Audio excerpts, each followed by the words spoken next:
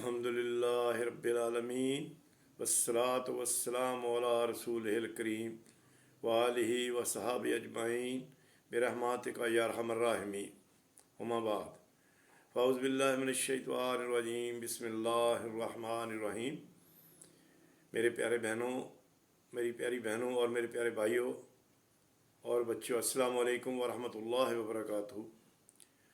جیسا کہ یہ ہمارا سلسلہ شروع کیا ہوا ہے، اللہ رب العالمین کے پیارے محبوب سید المرسلین امام کائنات کی حیات مبارکہ کے بارے میں، تو آج نبی وسلم کی جوانی کے بارے میں تھوڑی سی بات کریں گے۔ جب نبی وسلم جوان تھے 25 سال کی عمر میں، تو اس وقت کا جو معاشرہ تھا عرب کا، وہ اتنا پستی میں جا چکا تھا کہ شرک عام تھا، بد تہذیبی عام تھی، بد اخلاقی کی انتہا تھی، چھوٹی چھوٹی باتوں پر لڑائیاں جھگڑے ہوتے تھے اور کوئی کسی پر بھروسہ نہیں کرتا تھا۔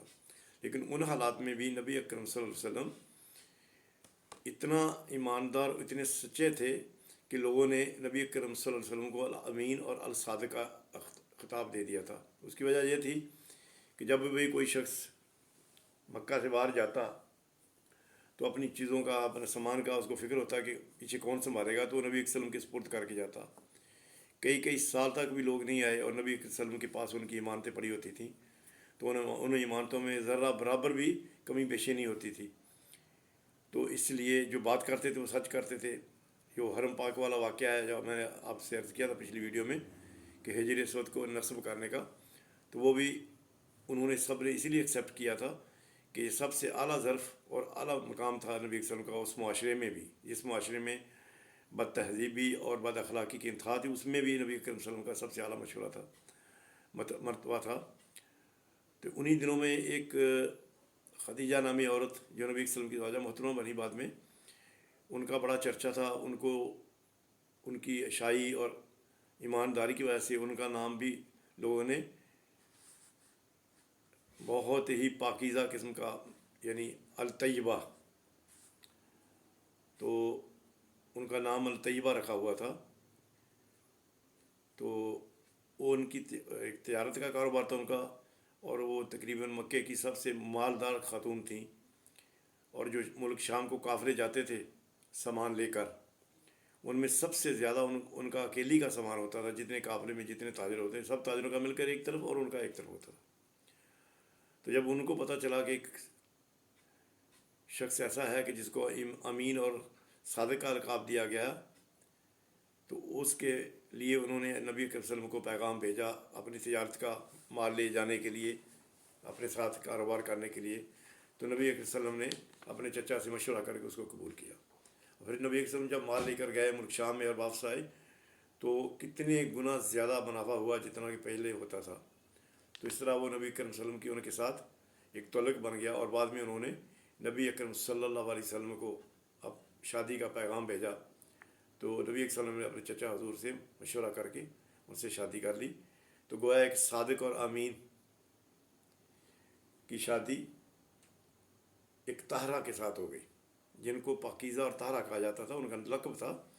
ایک طاہرہ کے ساتھ ان کی شادی ہو گئی، کس کی؟ ایک امین اور صادق کی، نبی صلی اللہ علیہ وسلم کی۔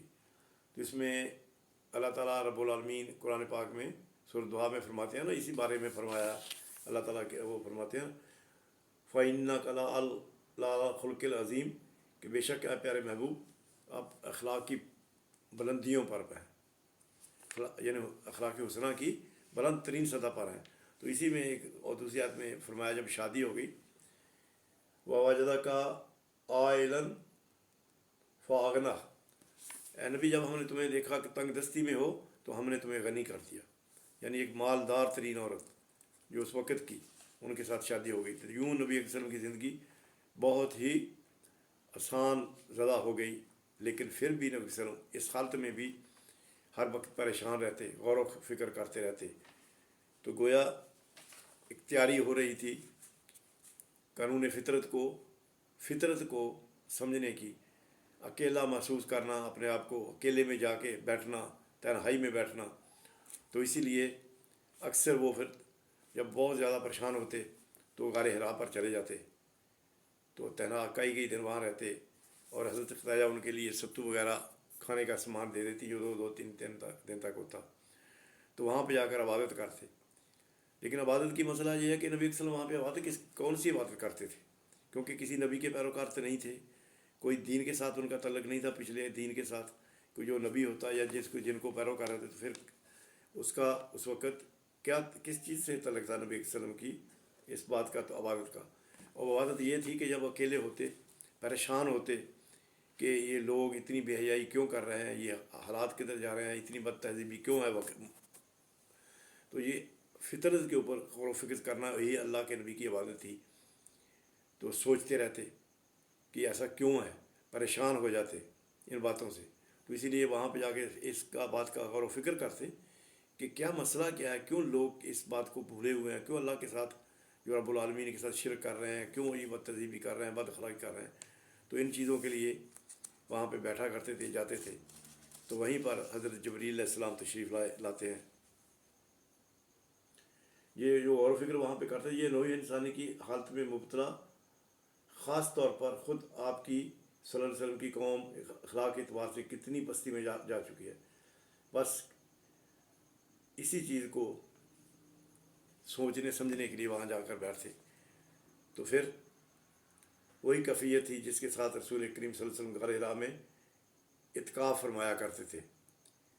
इसी आलम में पर्दे उठते गए, और सिर्फ पर्दे ही नहीं उठे बल्कि आप सल्लल्लाहु अलैहि वसल्लम पूरी कायनात, पूरे नूर इंसानी की हिदायत पर मामूर किए जाते हैं, और आपका दौर दावत ता क़यामत तक मुकर्रर किया जाता है। तो ये थी गार हिरा की कहानी।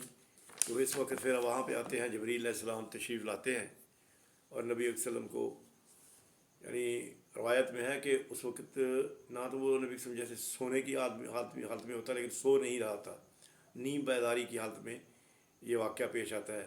तो नबी वसल्लम को फरमाते हैं, वो बोलते हैं कि इक़रा बिस्मि रब्बिकल लज़ी खलक़ल इंसाना मिन अलक़। तो आगे से जवाब मिलता है नबी वसल्लम की तरफ से, अना मा इक़रा अना उम्मी, कि मैं पढ़ नहीं सकता, मैं अनपढ़ हूँ। फिर वो कहते हैं, 3 दफ़ा कहते हैं। तो फिर नबी वसल्लम को लेकर अपने साथ मिलाते हैं और भींचते हैं थोड़ा सा, तो सीना खुल जाता है नबी वसल्लम का, और फिर वो सारी चीज़ें अल्लाह के वही जो अल्लाह ताला के नबी के सीने पर नक्श हो जाती है। तो यहाँ से वही का आगाज़ होता है।